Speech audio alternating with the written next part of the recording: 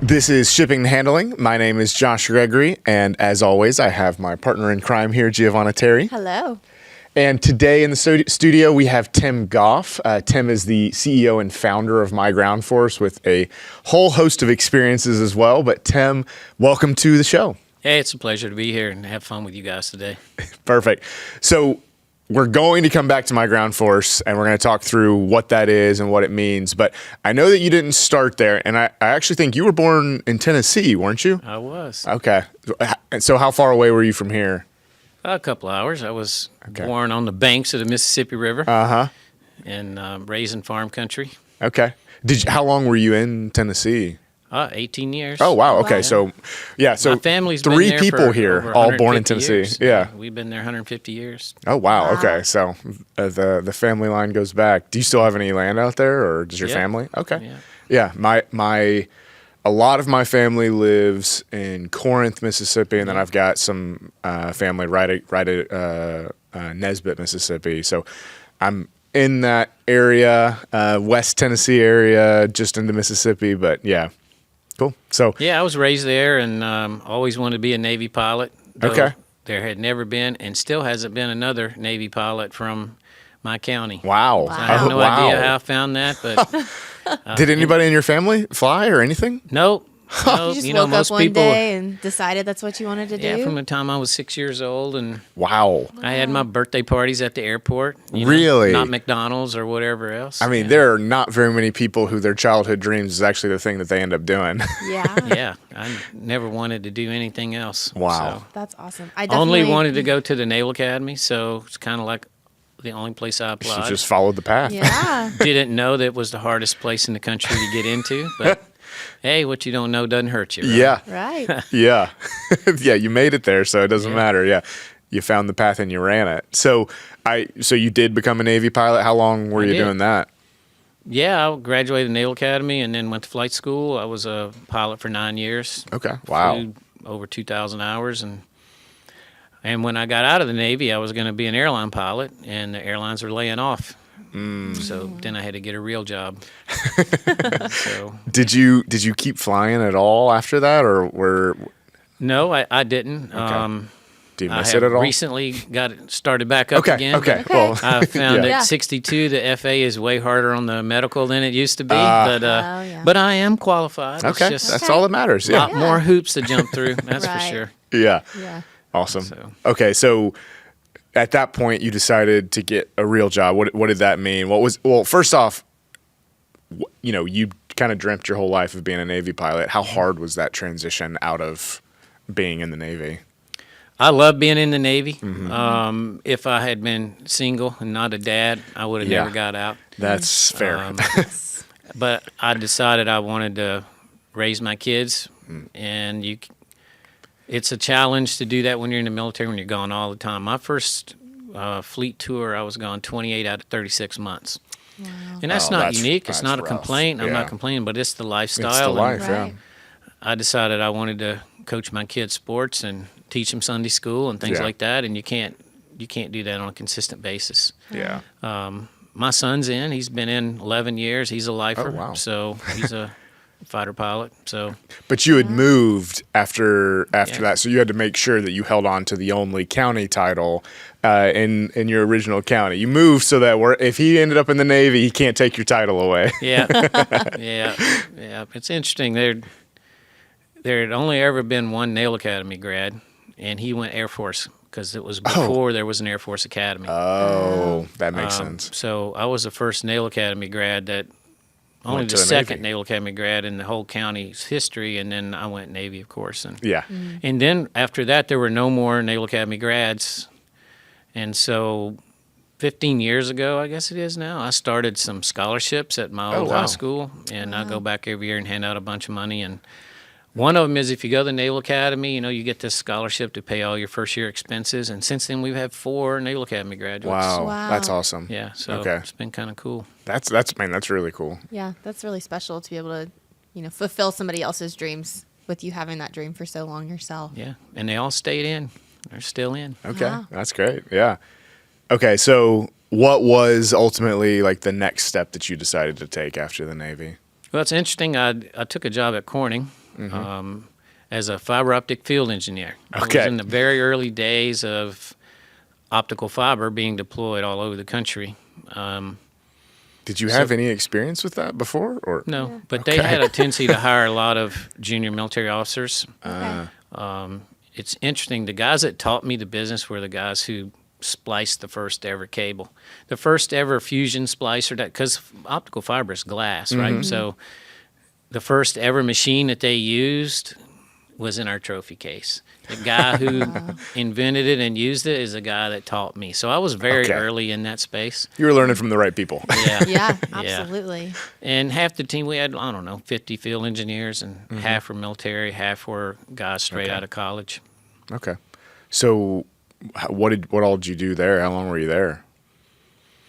Well, they keep you in each job a couple years, but, I learned everything there was about optical fiber. I became an expert in that, and then worked in the factory and ran big operations in the factory. So I stayed there for 6 years, and then I got recruited to Atlanta. Okay. And at the time, it was just after the '96 Olympics, and there was more fiber miles in Atlanta than any other city on the planet. It was the most connected city on the planet because of the Olympics. And Oh, right. so huge numbers of telecom companies were in Atlanta, so it's kind of telecom mecca. And so I'm like, okay, well, if I go to Atlanta, then I'll always have opportunities. Yeah. And it proved to be the case. And 2 years after coming down, I was running a global division in a Fortune 500 company with 1,500 employees in 40 countries and doing $125 million a year in revenue. It was a whole big change, Yeah. So I learned a lot. I've done a lot of cool stuff. I've been blessed. Yeah. Yeah. So that you moved to Atlanta, and how long were you doing the fiber optic? Was that your career for a while in Atlanta? Well, when I started in telecommunications, we'll Yeah. just call it that, on the what they call the passive side of the network, so the cable side, and then the active side, so laser transmission equipment, big laser switches, and all these kinds of things was what I was doing. I had to learn a whole nother technology. And for some reason, I never had problems learning those kinds of things. I can't explain it. Yeah, I am sitting over here like, jumping in as a fiber optics engineer. Totally could imagine could doing just that. start tomorrow, and Yeah, it would be fantastic. Yeah. Yeah. So I ended up doing that for 25 years. Wow, So, okay. yeah, I'm an old dude. Experience. So in 2010, though, it was interesting. I got recruited into this startup, and it was owned by billionaires. Okay. Four of the best businessmen who ever lived: Jim Barksdale, Fred Smith, Mark Andreessen, and Jim Clark. Wow. Yeah. Those are four pretty strong players. Yeah. And so they had a company that, and they hired me in to be the COO. And we built the world's fastest network between New York and Chicago for high-frequency traders. So we connected the Chicago Board of Trade to the New York Stock Exchange and the NASDAQ. And then most folks don't know, but in New Jersey, there's all kinds of foreign exchanges, money exchanges, all these kinds of things. So there's tons of markets, not just the New York Stock Exchange. And so I helped design, build, and then operate this network. I hired all these people across the country to do these things, and we end up carrying 60 to 70% of U.S. trades every day. Okay. So my day would start with Asian trades, and then when the U.S. markets opened, I would carry, on an average daily basis, $270 billion worth of trades. There was no pressure in that job. Yeah, casual. No. And it went really well. We ran 8 years with no outage minutes, which was unheard Wow. of. We were ranked number one telecom company in the world all 8 years, and then I knew we would sell. And then we sold in 2018. Along the way, they made a movie about it. Okay. The Hummingbird Project. Okay. Selma Hayek is in it, though I don't remember anybody like her walking around my office. That's one you think you'd remember, I right? would remember that one. I always tell people I'm the bald guy in the movie. So Is it actually, is there any basis on you at all in any of the characters? Or? Oh, yeah. That's great. That's awesome. How weird was that to watch? Crazy. it pretty we didn't have any accurate? love stories ever, either. Every You movie you gotta gotta add the have drama. a love story. Yeah. Yes. But yeah, I did a lot of that. So there are a lot of smart guys in that company, and it was fun. So we sold it, and then I took my money from that. I'd done a lot of research. I'd spent 3 years, honestly, researching business models. Yeah. And I'd looked at everything. Franchises, restaurants, you name it. I was just saying, I'm going to have to do something else. So what is that going to be? I knew I didn't want to go back in the corporate world. I didn't think I'd be a very good employee anymore. I'd been in charge for so long. Yeah. Right. You know, the owners of the company, I remember when they hired me at Spread Networks, and I said, okay, so the founder was he wrote algorithms for trading. I had been his job, and he had this idea, and he founded his company. And I said, so am I going to take my orders from you? I just trying to understand the organization. And he paused. I thought I'd lost the job already. Then he said, I have no idea what you need to do. You just need to come in and do it. And that was the last time they told me what to do. So I ran the He's whole like, I thing. had the one idea, and it was a good one. Yeah. You got the rest. You all got right. to turn it into reality, and we did. You know, and, so Yeah. that was really kind of cool, and I knew it would be hard to go back. Yeah. So I was looking for opportunities to do my own thing. Be the Obviously, I boss. could do consulting, and I did. Yeah. But I really settled on the FedEx Ground Linehaul model. Okay. Why? What drew you to that? What I liked about it, you know, when you look at the reason small businesses go out of business, because you need to know these things. Right. Number one is not revenue. Number one is cash flow. And in the FedEx Ground business, you get paid every week. And you have no collections, so you have no AR. You get paid. You only have one customer, which is a little scary, but you get paid every week. Yeah. You don't have any sales expenses. You don't have to worry about marketing expenses. You don't have to keep old customers, win new customers. You just have to do your job. Opportunities will be there, except for now. You know, the past couple of years have been a little tough. But before that, FedEx Ground grew every single year, right? Can't say FedEx Ground anymore because it doesn't apply. But back in the Yeah. day, shall we say. So I settled on that. And it was primarily an operations kind of Yeah. company, and that was my expertise. So, Yeah. that's how I got into the FedEx ecosystem, shall we say. Okay. So you jumped into Linehaul. Where did you start? Was it in Atlanta? Is that where you got your first one? No, actually, it started in Birmingham. Okay. So I bought 3 runs in Birmingham. And in July 2018, July 2nd, Okay. the company I bought had 4 runs, or I had 4 trucks, but one of them was kind of glued onto another one. You know how they do it. So it was 4 runs, but it was really, we ran it every day with 3 trucks, and he had done $500,000 the year before. I'm like, okay. Then I bought a run in Evergreen, Alabama. The station has 4 dock doors. And then I bought 3 runs in Tuscaloosa, Alabama, all over the course of about 90 days. So, Oh wow. Wow. Okay. so I went from 3 to 7 assigned runs that I had bought. But along the way, FedEx had found a guy in me that was willing to do whatever they wanted And had capital. and had capital. Yeah. And so I had to start buying trucks. Literally, in August, I bought 8 trucks. I started in July. 1 month later, I bought 8 trucks. And by my first peak, by November 1st, let's say 2018, I started with 3, and I had 21. Wow. And they're all running every day. And then you Wow. ran into peak. That's And yeah, exciting. I ran 21 trucks my first peak. And for the first 2.5 years I did the business, it was just me. I had is- kind of a yeah. BC, but he was a driver. I did everything else. Now I had a maintenance. I had my own shop. Okay. I had Okay. my own mechanics, and I kind of had a lady in the office that kind of helped manage the maintenance, order parts, and those kinds of things. But everything else, recruiting, scheduling, HR, finances, whatever it was, I did all myself. And no, I never slept. I worked around the clock for 2.5 years, 7 days a week. Wow. So, so that's what I tell people. You know, this is not mailbox money. Yeah. Wow. You got Especially to if you work. plan on growing that much. You got to work Right. in this business, and develop your reputation as somebody that can be a good partner for FedEx, and you'll get opportunities. Now, is that universally true? No, nothing's universally true, but that's what I found pre-2022 and a half, shall we say. Yeah. The 23-24 FedEx fiscal year is when the game changed. The old FedEx is gone. Yeah. It's not coming back.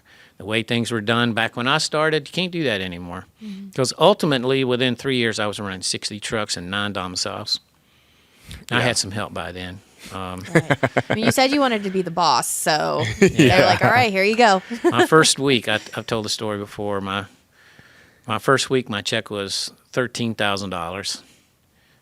And in 2022, we did $10 million. In a week? Wow. No, In a year. Okay. But we I were, was like, but whoa. we were doing 200,000 a week. yeah, I mean, Wow. that's crazy. It was Yeah. crazy growth. I think I was the fastest growing line haul contractor in the country for the first couple of years, because FedEx Ground was growing like that. You Yeah. know? And it was the first Trump administration. The economy Oh, was right. on fire. Yeah. Carried over through 2021. Then it was COVID. Yeah. And then it exploded again. But Yeah. you know, that overhang, I knew it was coming. Yeah. So yeah. Was your plan to grow that much initially, or was that like, It's interesting, It you just know. happened. That's a great. That's a great Yeah. question. So you know, whenever they had these standard questions at all these line haul managers that were really P&D managers who had a collateral Yeah. duty as a line haul manager, Right. and they had their little list of questions like, well, "What is your 5-year plan?" And well, I'm starting with 3 trucks. yeah, I'm like, man, it'd be great to get to 10.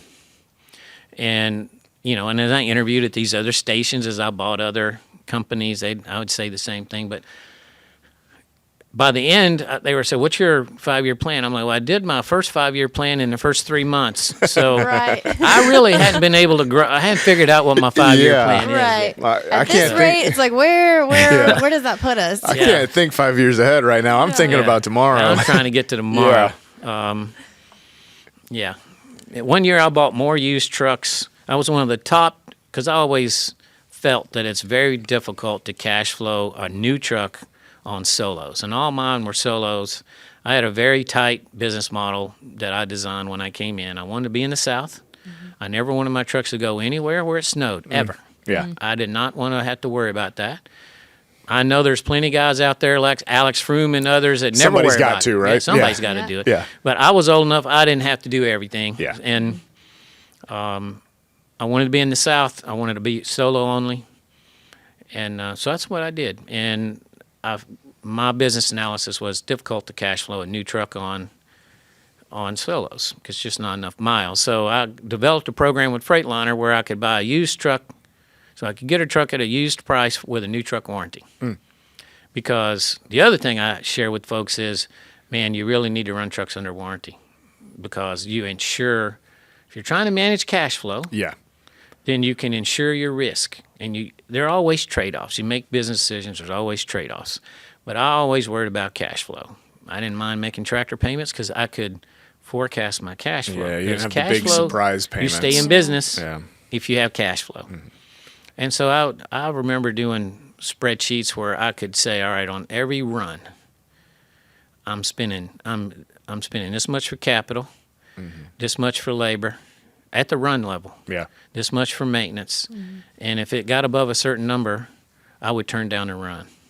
People say, we want you to do this run. I'm like, nah, it doesn't meet my model. Now, I would not do that anymore because it's too hard to get runs. Yeah. But But back at in the the time, day, you could be Yeah. picky. you know, so Yeah. I was pretty detailed in how I did those things. And I came from the corporate world where you were held accountable for your finances. So, you know, I designed my company like that. Okay. Yeah. What would you say are some of the hardest things you learned growing from 3 to 60 over a short period of time? Some of those exciting lessons you had to learn. Yeah. Look, everybody would tell you that in the FedEx business, you're really a recruiting company. That's the hardest thing. It's true on P&D and it's true on line haul. It comes and goes. It's a little better right now than it has been. But finding enough quality drivers to do what you need to do is always the number one goal. And the new phrase that I hear all the time is never stop recruiting, right? And Yep. I encourage people to do that. You got to continuously recruit. And I'll be honest, I had spent my entire life I'm a Naval Academy guy. I was a Navy pilot. I was a high-tech guy for 25 years. And people are going to laugh at this, but I got to tell you, the biggest adjustment for me was working with truck drivers. Yeah. Yeah. That was a new experience for me. Yeah. And I'm not sure I ever quite mastered it. But I would say that was the biggest challenge. But, the operational challenges were there every day. We tried to scenario plan on, okay, if this truck breaks down on this route, this is how we respond. And we had all that stuff written down so you didn't try to figure it out when it happened. But those were always challenges. I tell you, the scariest thing about being a FedEx contractor is the fact that you have a truck driver that's in your truck, and your entire livelihood is dependent on that guy or that series of guys, right? And you can't do anything about that. Yeah. You just have to try to hire the right guy, train them the right way, and monitor them. But look, they're out there acting as you. And that was always a problem. And we trained people on how to be ambassadors for our company. And they had some rules. Never fight with FedEx. Never disagree with FedEx. If they tell you something you don't like, you call your supervisor, let him handle it. Right. If you ever raise your voice at FedEx, you will be terminated. Yeah. And we had to do it, right? So we tried to manage it at that level, but that never changed the fact that a driver could do something less than smart, shall we say, and have an accident and injure someone or worse. Yeah.